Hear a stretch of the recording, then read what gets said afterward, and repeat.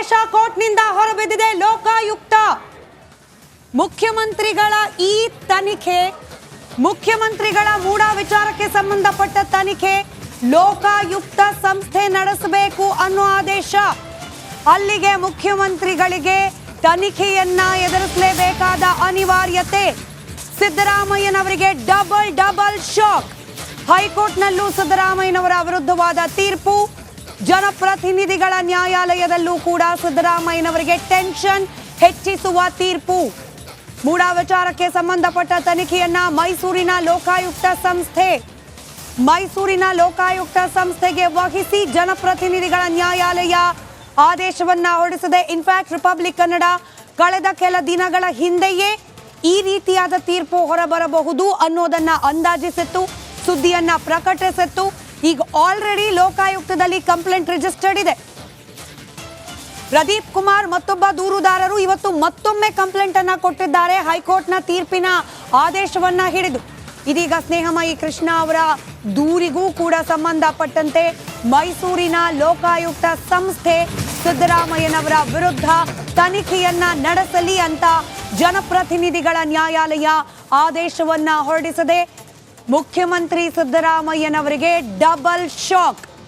ಮುಖ್ಯಮಂತ್ರಿ ಸಿದ್ದರಾಮಯ್ಯನವರಿಗೆ ಇವತ್ತು ಮತ್ತೊಂದು ಶಾಕ್. ಲೋಕಾಯುಕ್ತ ಸಂಸ್ಥೆಗೆ ಪ್ರಕರಣದ ತನಿಖೆಯನ್ನ ವಹಿಸಿ ಜನಪ್ರತಿನಿಧಿಗಳ ನ್ಯಾಯಾಲಯ ಇದೀಗ ಆದೇಶವನ್ನ ಹೊರಡಿಸಿದೆ. ಸಿಆರ್ಪಿಸಿ ಅಡಿಯಲ್ಲೇ ತನಿಖೆ ನಡೆಸಲಿ, 6 ವಾರದಲ್ಲಿ ತನಿಖೆ ನಡೆಸಿ ವರದಿಯನ್ನ ನೀಡುವಂತೆ ಆದೇಶ. ಇದು ಬಹಳ ಮುಖ್ಯ. 6 ವಾರ ಸಮಯ, 6 ವಾರಗಳ ಒಳಗಾಗಿ ತನಿಖೆಯನ್ನ ನಡೆಸಿ ವರದಿಯನ್ನ ಕೊಡಿ ಅಂತ ಹೇಳಿರೋದ್ರಿಂದ ಸಿದ್ದರಾಮಯ್ಯನವರ ಬಳಿಯಲ್ಲಿ ಹೆಚ್ಚಿಗೆ ಸಮಯ ಉಳಿದಿಲ್ಲ. ತನಿಖೆಗೆ ಒಳಪಡಲೇಬೇಕಾಗುತ್ತದೆ. ಲೋಕಾಯುಕ್ತ ಸಂಸ್ಥೆ ಕೂಡ ವಿಳಂಬ ಮಾಡುವ ಹಾಗಿಲ್ಲ. ತನಿಖೆಯನ್ನ ಅತಿ ಶೀಘ್ರದಲ್ಲಿ ಪ್ರಾರಂಭ ಮಾಡಲೇಬೇಕಾಗುತ್ತದೆ. ಯಾಕಂತಂದ್ರೆ ಮೂಡ ವಿಚಾರ ಸುಲಭವಾಗಿ ತನಿಖೆ ಮಾಡಿ ಮುಗಿಸುವಂತಹ ಪ್ರಕರಣವಾಗಿ ಉಳಿದಿಲ್ಲ. ಅನೇಕ ದಾಖಲೆಗಳ ತಿರುಚುವಿಕೆಯ ಆರೋಪ, ಹಾಗೆ ಭೂಮಿಗೆ ಸಂಬಂಧಪಟ್ಟಂತೆ ಖರೀದಿ, ಮಾರಾಟ, ಭೂಸ್ವಾಧೀನ, ಡಿನೋಟಿಫಿಕೇಶನ್, ಈ ಎಲ್ಲ ಪ್ರಕ್ರಿಯೆಯಲ್ಲೂ ಕೂಡ ಬಹಳಷ್ಟು ಲ್ಯಾಪ್ಸಸ್. ನೋಡಿ, ನಾವು ಕಳೆದ 3-4 ತಿಂಗಳಿಂದ ಇದೆಲ್ಲ ಕಂಪ್ಲೇಂಟ್ ಕೊಟ್ಟು, ದೂರು ಕೊಟ್ಟು, ರಾಜ್ಯಪಾಲರು ಕೊಟ್ಟು, ಹೈಕೋರ್ಟ್ನಲ್ಲಿ ಎಲ್ಲ ಆಗಿತ್ತು. ಈ ಎಲ್ಲ ಸ್ಟ್ರಗಲ್ ನಡುವೆ ಇವತ್ತು ಮತ್ತೆ ಕೋರ್ಟು ಆದೇಶವನ್ನು ಮಾಡಿದೆ.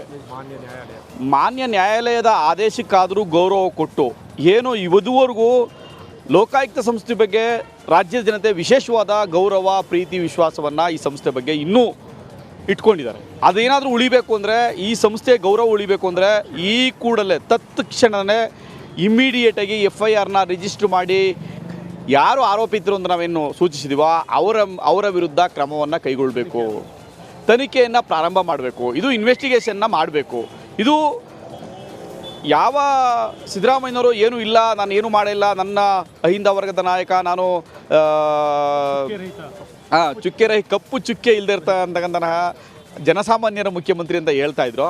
ಅಂಥ ಮುಖ್ಯಮಂತ್ರಿಗಳು ಯಾವ ರೀತಿ ಒಂದು ಬೋಗಸನ್ನು ಮಾಡಿದ್ದಾರೆ, ಯಾವ ರೀತಿ ಚೀಟನ್ನು ಮಾಡಿದ್ದಾರೆ ಅನ್ನೋದು ಇದರಲ್ಲಿ ಅರ್ಥ ಆಗಿದೆ. ಹಾಗಾಗಿ 2 ಕೋರ್ಟ್ಗಳಲ್ಲಿ ಈಗ ಅವ್ರ ವಿರುದ್ಧವಾಗಿ ಬಂದಿದೆ. ಇದನ್ನ ಗಮನದಲ್ಲಿಟ್ಟುಕೊಂಡು ಮುಖ್ಯಮಂತ್ರಿಗಳು ಈ ಕೂಡಲೇ ತತ್ಕ್ಷಣದಲ್ಲೇ ರಾಜೀನಾಮೆಯನ್ನು ಕೊಟ್ಟು ಇನ್ವೆಸ್ಟಿಗೇಷನ್ಗೆ ಸಪೋರ್ಟ್ ಮಾಡಬೇಕು.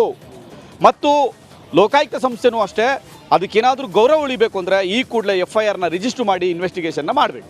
ಸರ್, ನೀವು ಕೊಟ್ಟಿರುವಂತಹ ದೂರು ಯಾವುದು ಅಂತ, ಇಲ್ಲಿಗೆ 2 ದೂರು ಕೊಟ್ಟಿದ್ದೀರಿ, ಆ ದೂರುಗಳು ಯಾವ್ಯಾವುದು ಅಂತ ಸರ್?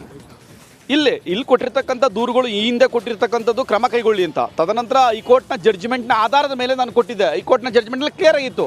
ಆ ಕಾರಣದಿಂದನೇ ಇವತ್ತು ಬೇರೆ ಆಪ್ಷನ್ನೇ ಇಲ್ಲ, ಅದರಲ್ಲಿ ಜಡ್ಜ್ಮೆಂಟಲ್ಲಿ ಕ್ಲಿಯರ್ ಆಗಿತ್ತು. ಹಾಗಾಗಿನೇ ಕೆಳ ಹಂತದ ನ್ಯಾಯಾಲಯ ಇವತ್ತು ಮಾನ್ಯ ಮ್ಯಾಜಿಸ್ಟ್ರೇಟ್ರವರು ಈ ಆದೇಶವನ್ನು ಮಾಡಿರ್ತಕ್ಕಂಥದ್ದು. ಈಗ ಕೋರ್ಟ್ಲೆ ತೀರ್ಪು ಬಂದಿರುವಂಥದ್ದು, ನೀವು ಕೂಡ ಈಗಾಗಲೇ ದೂರು ಕೊಟ್ಟಿದ್ದೀರಾ. ಈಗ FIRಗೆ ಮಾಡುವಂತಹ ಸಾಧ್ಯತೆ ಇದೆಯಾ, ಹೇಗೆ? ಖಂಡಿತ FIRನ ಮಾಡಲೇಬೇಕು. There is no option. ಅದರಲ್ಲಿ ಜಡ್ಜ್ಮೆಂಟಲ್ಲಿ ಕ್ಲಿಯರ್ ಆಗಿದೆ. ಆ ಕಾರಣದಿಂದ ನಾನು ಒತ್ತಾಯ ಮಾಡಿದ್ದು ಬೆಳಗ್ಗೆಯಿಂದ FIRನ ರಿಜಿಸ್ಟರ್ ಮಾಡಿ. FIR ರಿಜಿಸ್ಟರ್ ಅವ್ರಿಗೆ ಬೇರೆ ಆಪ್ಷನ್ಸೇ ಇಲ್ಲ. ಅವ್ರು ಯಾವ ಕೋರ್ಟ್ಗೂ ಕೂಡ ಅಪೀಲನ್ನು ಮಾಡ್ಕೊಂಡಿಲ್ಲ. ಹಾಗಾಗಿ ಈ ಕೂಡಲೇ FIRನ ದಾಖಲು ಮಾಡಬೇಕು. ಮಾನ್ಯ ಮುಖ್ಯಮಂತ್ರಿಗಳು ಮತ್ತು ಅವ್ರ ಕುಟುಂಬದವ್ರನ್ನ ಅರೆಸ್ಟ್ ಮಾಡಬೇಕು. ನನ್ನ ವಿರುದ್ಧ JDS ಮತ್ತು ಏನು BJP ಷಡ್ಯಂತ್ರ ಮಾಡ್ತಾ ಇದ್ದಾರೆ, ಅಲ್ಲಿ ಪ್ರೆಸ್ ಮೀಟಲ್ಲಿ ಕೂಡ ಹೇಳ್ತಾ ಇದ್ದಾರೆ ಸಿದ್ದರಾಮಯ್ಯ ಅವರು. ನೋಡಿ, ಅವ್ರಿಗೆ ಮಾತ್ರ ಕ್ರಿಮಿನಲ್ ಕಾನ್ಸ್ಪಿರೆಸಿ ಅಂತಾರೆ. ಅವರು ಏನು ಕ್ರಿಮಿನಲ್ ಕಾನ್ಸ್ಪಿರೆಸಿ ಇದ್ದಿದ್ರೆ ಅಲ್ಲ, ನಾವೇನಾರ ಡಿನೋಟಿಫೈ ಮಾಡಿ ಅಂತಿದ್ವಾ, ನಾವೇನಾರ ಕೃಷಿ ಭೂಮಿ ಅಂತ ಮಾಡಿ ಅಂತ ತಗೊಂಡಿದ್ವಾ, ಕನ್ವರ್ಷನ್ ಆಗಿರೋ ಜಮೀನ ಕೃಷಿ ಭೂಮಿ ಅಂತ ಹೇಳಿದ್ವಾ, ಅಥವಾ ಪತ್ರ ನಾವು ಕೊಡು ಅಂತ ಹೇಳಿದ್ವಾ, ರಿಜಿಸ್ಟ್ರು ನಾವು ಮಾಡಿಸ್ಕೊಂಡಿದ್ದೀವ, ಇದೆಲ್ಲ ನಾವು ಮಾಡ್ಕೊಂಡಿದ್ದೀವ. ಎಲ್ಲವೂ ಕೂಡ ಅವರ ಕುಟುಂಬಸ್ಥರು ಮಾಡಿರ್ತಕ್ಕಂಥದ್ದು fraud, cheat made by Siddaramaiah and family. ಹಾಗಾಗಿ ಇವರು ಚೀಟ್ ಮಾಡಿದ್ರಿಂದ ಇದೆಲ್ಲವೂ ನಾನ್ ಬೇಲೆಬಲ್ ಅಫೆನ್ಸ್ ಆಗಿರೋದ್ರಿಂದ ಈ ಕೂಡಲೇ FIR ರಿಜಿಸ್ಟರ್ ಮಾಡಿ ಅವರನ್ನು ಕಸ್ಟಡಿ ತಗೊಂಡು ಎನ್ಕ್ವೈರಿ ಮಾಡಬೇಕು. ಖಂಡಿತ ರಾಜೀನಾಮೆಯನ್ನು ಕೊಡಬೇಕು, ಇನ್ವೆಸ್ಟಿಗೇಷನ್ ಸಪೋರ್ಟು ಮಾಡಬೇಕು. ಇದಿಷ್ಟು ದೂರುದಾರಾಗಿರುವಂತಹ ಪ್ರದೀಪ್ ಕುಮಾರ್ ಅವರ ಮಾತುಗಳು. ಕೂಡಲೇ ಸಿದ್ದರಾಮಯ್ಯ ಅವರು ರಾಜೀನಾಮೆಯನ್ನು ಕೊಡಬೇಕು. ನಾನು ಕೊಟ್ಟಿರುವಂತಹ ದೂರಿಗೆ ಇವತ್ತು ಒಂದು ಕಡೆ ಲೋಕಾಯುಕ್ತ ಬಂದಿರುವಂತಹ ಆದೇಶ ಸಾಕಷ್ಟು ಸಹಕಾರಿಯಾಗಿದೆ. ಜೊತೆಗೆ ಕೂಡಲೇ ಅವರು ರಾಜೀನಾಮೆಯನ್ನು ಕೊಟ್ಟು ತನಿಖೆಯನ್ನು ಎದುರಿಸಬೇಕು ಅನ್ನುವಂತಹ ಮಾತುಗಳನ್ನು ಹೇಳ್ತಾ ಇರುವಂಥದ್ದು. ಕ್ಯಾಮ್ರಾ ಪರ್ಸನ್ ಸಚಿವ ಜೊತೆಗೆ ವಿನೋದ್ ಪಡವರ, ರಿಪಬ್ಲಿಕ್ ಕನ್ನಡ, ಮೈಸೂರು. ನೋಡಿ, ಲೋಕಾಯುಕ್ತ ತನಿಖೆಗೆ ಆದೇಶ ಆಗಿರುವಂಥದ್ದು ಈಗ ಬಹಳ ಪ್ರಮುಖವಾಗಿ ಹುಟ್ಟಿಕೊಳ್ಳುವಂಥ ಪ್ರಶ್ನೆ ಅಂತಂದರೆ, ಸಿದ್ದರಾಮಯ್ಯನವರು ರಾಜೀನಾಮೆ ಕೊಟ್ಟು ತನಿಖೆಯಲ್ಲಿ ಮುಂದುವರಿತಾರಾ ಅನ್ನುವಂಥದ್ದೇ ಈಗ ಕುತೂಹಲ. ನಮಸ್ಕಾರ, ಕರ್ನಾಟಕ ಪ್ರೈಮ್ ಟೈಮ್ಗೆ ಸ್ವಾಗತ. ನಾನು ಜಯಪ್ರಕಾಶ್ ಶೆಟ್ಟಿ. ಇಡೀ ಕರ್ನಾಡು ಇವತ್ತು ರೆಬೆಲ್ ಆಗಿ ನಿಂತಿದೆ. ಈ ಹಗರಣಗಳನ್ನು ಸದನದಲ್ಲಿ ಪ್ರಸ್ತಾಪ ಮಾಡಲು ಕೂಡ ಕಾಂಗ್ರೆಸ್ ಹಿಂದೇಟು ಹಾಕಿದ್ದೇಕೆ? ನಿಮ್ಗೆ ಸಂಬಳ ಅದಕ್ಕೆ, ನಿಮಗೆ ವಾಹನ ಅದಕ್ಕೆ, ನಿಮಗೆ ವೆಪನ್ ಅದಕ್ಕೆ, ನೀವು ಅದನ್ನು ಸೆರೆ ಹಿಡಿಬೇಕಾಗಿದೆ. ನೀವು ವಿದ್ಯುತ್ ಬರ ಇದೆ ಅಂತ ಹೇಳ್ತಾ ಇದ್ದೀರಿ, ಎಲ್ಲಿ ಬರ ಇದೆ ನೀವು ಹೇಳಬೇಕು. ಪಾಕಿಸ್ತಾನ್ ಆಕ್ಯುಪೈಡ್ ಕಾಶ್ಮೀರ್ ಅದು ಎಂದೆಂದಿಗೂ ನಮ್ಮದು.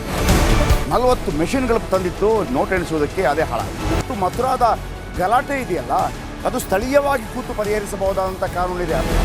ಗ್ಯಾರಂಟಿ ಯೋಜನೆಯಿಂದ ನಷ್ಟ ಆಗಿದೆ, ಲಾಭ ಆಗಿದೆ, ದಯವಿಟ್ಟು ಹೇಳಿ.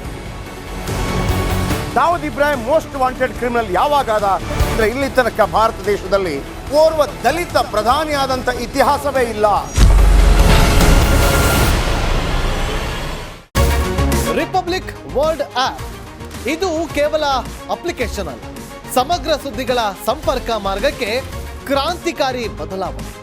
ರಿಪಬ್ಲಿಕ್ ವರ್ಲ್ಡ್ ಆಪ್ ಕೇವಲ ಸುದ್ದಿ ಅಪ್ಲಿಕೇಶನ್ ಅನ್ನ ಪರಿಚಯ ಮಾಡ್ತಾ ಇಲ್ಲ, ಬದಲಾಗಿ ಡಿಜಿಟಲ್ ಸುದ್ದಿ ಬಳಕೆಯ ಹೊಸ ಯುಗಕ್ಕೆ ನಾಂದಿ ಹಾಡ್ತಾ ಇದೆ.